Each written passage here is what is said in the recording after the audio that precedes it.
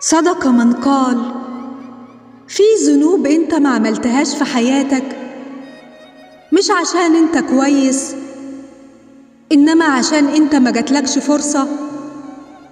فلما تشوف حد بيقع في ذنب اوعى تحتقره او تتخيل انك احسن منه، واحمد ربنا ان ربنا لم يختبرك فعصمك من السقوط.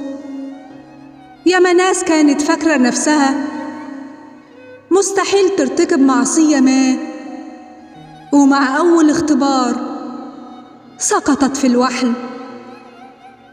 أكرمتني فلك الحمد، وسترتني فلك الحمد، ورزقتني فلك الحمد، وعافيتني فلك الحمد.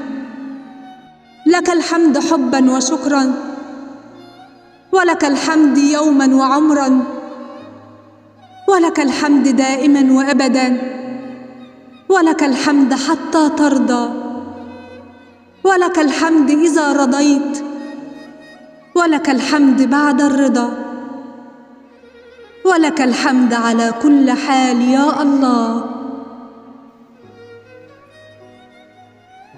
تحياتي